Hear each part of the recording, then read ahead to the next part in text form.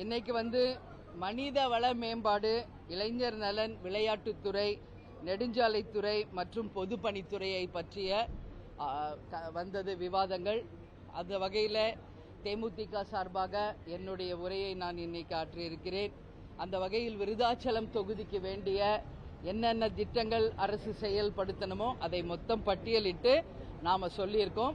அது மட்டும் கிடையாது, தமிழ்நாடு முழுக்க இருக்கின்ற அரசு கட்டிடங்கள் எல்லாமே பராமரிக்கப்பட்டு தனியார் கட்டிடங்களுக்கு இணையாக அது தரம் உயர்த்த வேண்டும். இப்ப நம்ம பேசுற அவை கூட ஹெரிட்டேஜ் பில்டிங்ஸ், அதாவது காலத்தால் அழியாத புகழ் பெற்ற ஆங்கிலேயர் காலத்து கட்டிடங்கள் மற்றும் பல்வேறு ஹெரிட்டேஜ் பில்டிங்ஸ் தமிழ்நாடு முழுக்க இருக்கு. இதை எல்லாத்தையுமே பாதுகாத்து அதை ஒரு பொக்கிஷமாக ஆக்க வேண்டியது ஒரு அரசின் கடமை. இப்போ நாங்கெல்லாம் வெளிநாட்டுக்கு நம்ம போகும்போது அங்கெல்லாம் கேசல்ஸ் சொல்லுவாங்க. அதாவது அந்த காலத்துல வாழ்ந்த ராஜாக்கள் வாழ்ந்த அந்த பேலஸ் எல்லாம் இன்னைக்கும் பாதுகாக்கப்படுகிறது. கேசல்ஸ் சொல்லி இங்கிருந்து எல்லா மக்களும் அதை போய் பார்வையிடுற ஒரு கலாச்சாரம் அங்க இருக்கு. அது போல தமிழ்நாட்டு சுற்றுலாத்துறை ஆகட்டும், தமிழ்நாட்டுக்கு வெளிநாட்டில இருந்து வருபவர்கள் இது எல்லாமே ஒரு கலாச்சாரத்தின் பிரதிபலிப்பாக ஹெரிட்டேஜ் பில்டிங்ஸாக இதை போற்றி பாதுகாக்கணும். நம்மளுடைய கார்பரேஷன் ஆபீஸ் ஆகட்டும், நம்மளுடைய ரயில்வே ஸ்டேஷன் ஆகட்டும், அது போல தமிழ்நாடு முழுக்க இருக்கின்ற அனைத்து ராஜா காலத்து கட்டிடங்கள், ஆங்கிலேயர் காலத்து கட்டிடங்கள், கோட்டைகள் அத்தனையும் பாதுகாக்கப்பட வேண்டும் என்பதை இன்றைக்கு என்னுடைய உரையிலே நான் பேசியிருக்கிறேன்.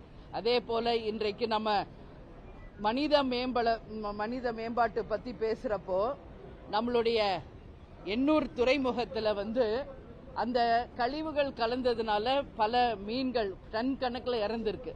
எனவே இன்னைக்கு அந்த கழிவு நீர்களை அகற்றி அங்கு வாழும் உயிரினங்களை காக்க வேண்டியது ஒரு அரசினுடைய கடமை. அந்த வகையில் அங்க எந்தெந்த கம்பெனி எல்லாம் வருதுன்னா HDCL இந்துஸ்தான் ஆயில் எக்ஸ்ப்ளோரர் கம்பெனியும், சாதார் மாலா, பாரத் மாலா போன்றவை, இந்தியன் ஆயில் ரெஃபைனரிஸ், இந்துஸ்தான் ரிஃபைனரிஸ், இது போன்ற இண்டஸ்ட்ரீஸ்னால நம்மளுடைய கடல் சார்ந்த உயிரினங்களுக்கு பாதிப்பு வருது. இன்னைக்கு கடலூர் மாவட்டத்தில் நடக்கின்ற அந்த ஹிந்துஸ்தான் ரிஃபைனரிஸ பத்தி தான் இன்னைக்கு பேசினாங்க. அப்போ என்னுடைய கருத்து இன்னைக்கு பதிய வைக்கிறேன். நிச்சயமாக கடல்சார் உயிரினங்களை காப்பாற்ற வேண்டியது ஒரு அரசின் கடமை. நிச்சயமாக அதற்கு பாதிக்கப்பட்ட அந்த நிறுவனங்களில் இருந்து உரிய சன்மானத்தை வாங்கி தர வேண்டும் என்பதையும் இன்னைக்கு சொல்லியிருக்கேன். அது மட்டும் இல்லை, இன்னைக்கு ஹைட்ரோ கார்பன் போன்ற திட்டங்களால் நம்மளுடைய விவசாய நிலங்கள் பாதிக்கப்படுது. இதுவும் நிச்சயம் காக்கப்பட வேண்டும். அதுபோல இன்னைக்கு மற்றபடி நம்ம பார்த்தோம்னா இன்றைக்கு விளையாட்டுத்துறையை பற்றி நாம பேசியிருக்காங்க. விளையாட்டுத்துறையில எல்லா ஸ்டூடெண்ட்ஸும் விளையாட்டுல வரணும் அப்படின்றத நான் பதிய வச்சிருக்கேன். ஏன்னா இன்னைக்கு போதை கலாச்சாரத்தில் இளைஞர்கள் போகும்போது அவர்களை ஒழுங்குபடுத்தணும்னா விளையாட்டுத்துறை மிக மிக முக்கியம். ஒரு கல்வியோடு சேர்ந்து விளையாட்டும் எந்த ஒரு மாணவன் பயில்கிறானோ அந்த கிரவுண்ட்லயே அவங்களுக்கு அந்த ஒழுக்கம் வந்துடும். ஒரு NCCல சேருங்க, ஒரு ஸ்கவுட்ல சேருங்க, ஒரு விளையாட்டு துறையில சேருங்க, நாட்டு பற்ற பத்தி ஸ்கூல்ல இருந்து டீச் பண்ணுங்க. அப்போ அந்த மாணவன் நிச்சயமாக ஒரு நல்ல சிட்டிசனா, ஒரு நல்ல உதாரணமா இந்த நாட்டுக்கு இருப்பான் என்பதை நான் சொல்லியிருக்கிறேன். இன்னைக்கு கோயம்புத்தூர்லயும் நடந்த இந்த கொலைகள், அமுதன் தனுஷ் கொலைக்கு பின்னால் மதுதான். இன்னைக்கு நடக்கின்ற பாலியல் வன்கொடுமைகளுக்கு பின்னால் மதுவும் கஞ்சாவும் தான் இருக்கு. நிச்சயம் இது ஒழிக்கப்பட வேண்டும் என்பதை இன்னைக்கு இளைஞர் மற்றும் விளையாட்டுத்துறை சார்பாக பேசும்போது நான் சொன்னேன். நானே ஒரு நேஷனல் அத்லட் என்ற முறையில அந்த விளையாட்டு எந்த அளவு ஒரு மாணவனுக்கு முக்கியம் என்பதை இந்த நேரத்தில் நான் அதை சொல்லி இருக்கிறேன். அதே மாதிரி நெடுஞ்சாலைத்துறையில் இருக்கின்ற சாலைகள், இன்னைக்கு நீ எல்லாருமே 2 வீலர்ஸ்ல போறவங்களுக்கு தெரியும் எந்த அளவு ரோட்ஸ் பேடா இருக்கு. அது நாட் ஒன்லி த நெடுஞ்சாலைகள் மட்டும் கிடையாது, ஒவ்வொரு நகர சாலைகள், அதே போல பேரூராட்சி ஊரக சாலைகள் வரைக்கும் தமிழ்நாடு முழுக்க சாலைகள் மிக மோசமா இருக்கு. அது கட்டாயம் அரசு கவனத்தில் கொண்டு சாலை மேம்பாட்டை உறுதி செய்யணும். எங்கெல்லாம் விபத்துகள் அதிகம் நடக்குதோ அங்கெல்லாம் உரிய பாதுகாப்பை மக்களுக்கு தர வேண்டும் என்பதையும் சொல்லியிருக்கேன். பழுதடைந்த வாகனங்களை அப்புறப்படுத்தணும். அதே மாதிரி நம்ம எல்லாரும் போறோம், பிரிட்ஜஸ் எவ்வளவு செலவு பண்ணி கட்டியிருக்காங்க. அந்த பாருங்க, வேர் விட்டு ஆலமரம் அது எல்லாம் முளைச்சிக்கிட்டு இருக்கு. எல்லா பிரிட்ஜஸ்லயும் நானும் பார்த்திருக்கேன். ரொம்ப வேதனைப்படுவேன். எல்லாருக்கும் அந்த உணர்வு இருக்குன்னு நான் நினைக்கிறேன். நாட்டு மேல் பற்று இருக்கிற அனைவருக்கும் நிச்சயம் அந்த உணர்வு இருக்கும் என்பதில் மாற்று கருத்து இல்லை. ஸோ இதுவும் நான் பதிய வச்சிருக்கேன். பிரிட்ஜ் கட்டுறது பெருசு இல்லை, அதை மெயின்டைன் பண்ணுங்க. அதுல இன்னைக்கு ஆலமரம் வேப்ப மரம் முளைச்சு அப்புறம் என்ன ஆகும்? அந்த பாலம் விழுகின்ற ஒரு நிலை வரும். அதனால இப்பவே முளையிலே கிள்ளி எறியணும் என்பதையும் நான் இன்னைக்கு பதிய வைத்திருக்கிறேன். அது போன்ற என்னுடைய உரைகளை எல்லாமே சொல்லியிருக்கேன். லைவ்ல நீங்களும் பார்த்திருப்பீங்க. வேற எதுவும் நீங்க கேட்கணும்னா கேளுங்க.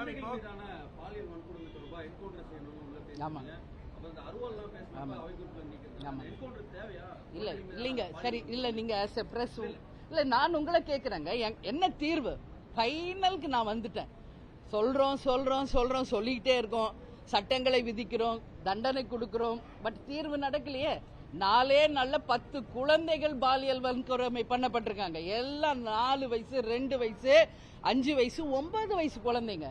அவங்க ஒன்றும் பெரிய பொம்பளைங்கெல்லாம் கிடையாது, சின்ன பச்சிலம் குழந்தைகள். எல்லார் வீட்லயும் பொம்பளை பிள்ளைங்க இருக்காங்க, எல்லார் வீட்லயும் பெண்கள் இருக்காங்க. அப்போ அந்த குடும்பத்துக்கு நடந்தது நம்ம குடும்பத்துல நடந்தா இன்று ஜஸ்ட் கொஞ்சம் திங்க் பண்ணி பாருங்க, யாராவது ஒத்துக்குவாங்களா? ஒரு பெண் தலைவியாக ஒட்டுமொத்த பெண்கள் சார்பாக நான் சொல்றோம், மயிலே மயிலே இறகு போடு கெஞ்சிக்கிட்டு தான் இருக்கோம். ஆனா இறகு போடுதா மயிலு?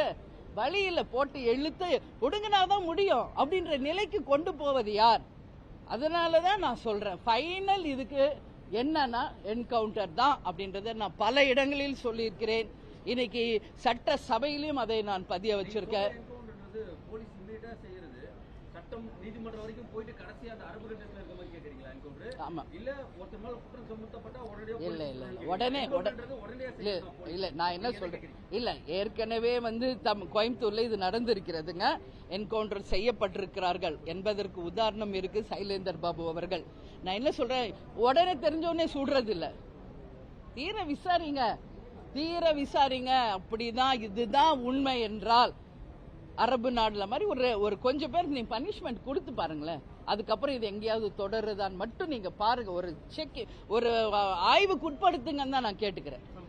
ஒரு ஆய்வுக்கு உட்படுத்து. இன்னைக்கு கரூர்ல ஒரு பாட்டி நான் பார்த்தேங்க அன்னைக்கு டிவில. உண்மையில நான் சொல்றேங்க, அன்னைக்கெல்லாம் நான் கண்ணீர் விட்டு அழுது இருக்கேன் வீட்டுல. அந்த அம்மா தொடர்ந்து ஒரு வருஷமா அந்த ஆளுக்கு எச்சரிச்சுக்கிட்டே இருக்காங்க, வேண்டாம் இந்த மாதிரி செய்யாத. அவங்க பேத்தி மட்டும் இல்ல, அது போன்ற 6 பெண் குழந்தைகளை தொடர்ந்து அந்த ஆள் துன்புறுத்தி இருக்கார்.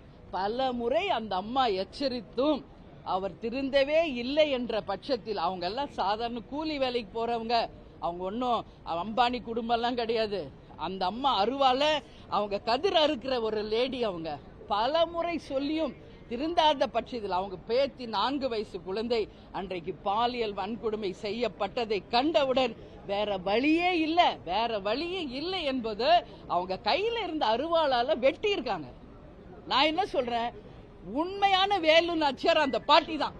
உண்மையான வேலு நாச்சியார். யாரையோ சொல்றாங்க வேலு நாச்சியார் கிடையாது.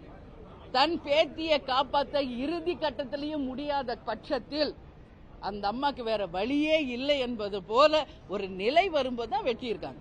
நான் என்ன சொல்றேன், அதை தான் அவை குறிப்பிலிருந்து எடுப்பேன். பேரவைத் தலைவர் சொன்னார், பரவாயில்ல நீங்க எடுத்துருங்க அவை குறிப்பில் இருந்து. ஆனா ஒட்டுமொத்த பெண்கள் இது போல தைரியமாக திருப்பி அடிச்சா எல்லாருக்கும் இது ஒரு பாடமா இருக்கும். ஏன்னா தமிழ் பாரம்பரியம், புலிய முரத்தால் அடிச்சு விரட்டின வீர பரம்பரையை நம்மளுடைய பெண் குலம், நம்மளுடைய தாய்மார்கள். அதனால ஒரு அளவுக்கு தான் பொறுக்க முடியும். அப்புறம் சும்மா இப்படி பாலியல் வன்கொடுமை பண்ணா இதுக்கு வேற என்ன தீர்வு? நான் எல்லாரையும் கேட்கிறேன், என்ன தீர்வு? ஃபைனல் என்ன சொல்யூஷன் இதுக்குன்னு தான் நான் கேட்கிறேன். சோ வேற வழி இல்ல.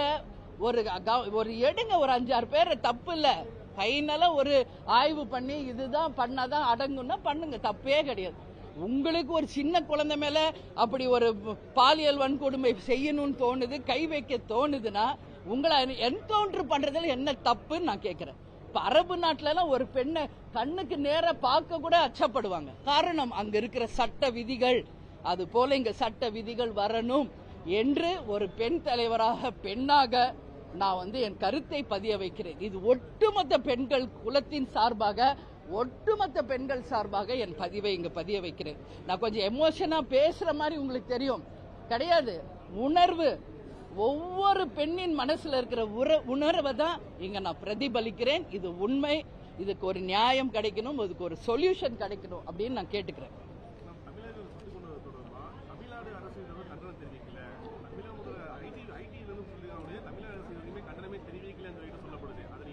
யாருங்க? இந்த அமுதன் அண்ட் தனுஷா.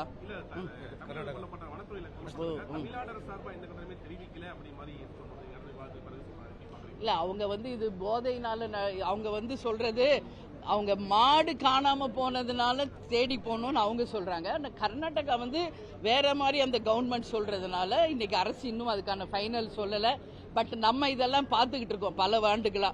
செம்மர கட்டையை வெட்ட போனதுனால தமிழர்கள் இன்னைக்கு ஆந்திரால வெட்டி கொல்லப்பட்டிருக்கிறார்கள். கேப்டன் நேரடியா சென்று அந்த 10 குடும்பத்துக்கும் நேரடியா உதவி செஞ்சார். ஒரு வீட்டுக்கு நேரா போனார் கேப்டன்.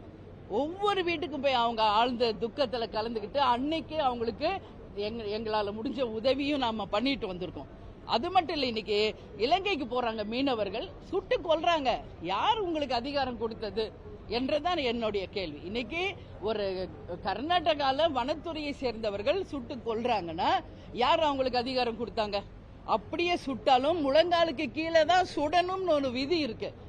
அவங்க அது நிச்சயம் திட்டமிட்டு படுகொலை செய்யப்பட்டிருக்காங்க என்பதுதான் தேமுதிகவினுடைய கருத்து. பக்கத்துல கொண்டு ஷூட் பண்ணியிருக்காங்க. இது வன்மையாக கண்டிக்கக்கூடிய ஒரு விஷயம். இதுக்கு யார் சப்பக்கட்டு கட்டினாலும் அதை நாம தமிழர்கள் ஏத்துக்க மாட்டாங்க. இன்னைக்கு ஒரு விஷயத்துக்கு நீ கொலைதான் பண்றீங்கன்னா அதுதான் தீர்வுன்னா அப்புறம் என்ன இருக்கு இங்க நாட்டுல நான் கேக்குறேன். அவங்க எதுக்கு போனாங்க? மாடு தேட போனாங்களா, இல்ல மரம் வெட்ட போனாங்களா? கவர்மெண்ட் சட்டம் இருக்கு, அங்க நிறுத்துங்க. கோர்ட்டு முன்னாடி அவங்க முடிவு பண்ணட்டும். நீங்க யார் அதை முடிவு செய்ய? ஒரு உயிரை பறிக்கும் அதிகாரம் யாருக்கும் கிடையாது. யார் உங்களுக்கு அதிகாரம் கொடுத்தா? நிச்சயம் கவர்மெண்ட் இதுல ரொம்ப ஸ்ட்ராங்கா டிசிஷன் எடுக்கணும். கர்நாடகா முதலமைச்சர் கிட்ட பேசணும். 19, 20 மாநில முதலமைச்சர்கள் இங்க நம்ம ஈசிஆர்ல ஒரு மீட்டிங் இருக்குன்னு அமித்ஷா, உயர்திரு அமித்ஷா அவர்கள் தலைமையில அதுக்கு எல்லா மாநில முதலமைச்சர்களும் இங்க வரப்போறதா ஒரு தகவல் இருக்கு. அப்படி வரும் பட்சத்தில் நிச்சயமாக நமது முதல்வர் அவர்கள் கர்நாடகா முதல்வரிடம் இதை பற்றி பேசி அந்த குடும்பங்களுக்கு நல்ல தீர்வு வரணும். இனி இது போன்ற நிகழ்வுகள் எந்த மாநிலத்திலும், அதாவது ஆந்திராவா இருக்கட்டும், தெலுங்கானா இருக்கட்டும், கேரளா இருக்கட்டும், கர்நாடகா இருக்கட்டும், இலங்கையா இருக்கட்டும், ஒரு மனிதனை சுட்டுக் கொள்ளும் அதிகாரம் யாருக்கும் கிடையாது. கண்டிப்பாக அது அன்னைக்கே நான் சொல்லியிருக்கேன். ஒரு நம்ம முதல்வர் அங்க வர அப்படின்னு சொன்னா வர வேணான்னு சொல்லிட்டாங்க.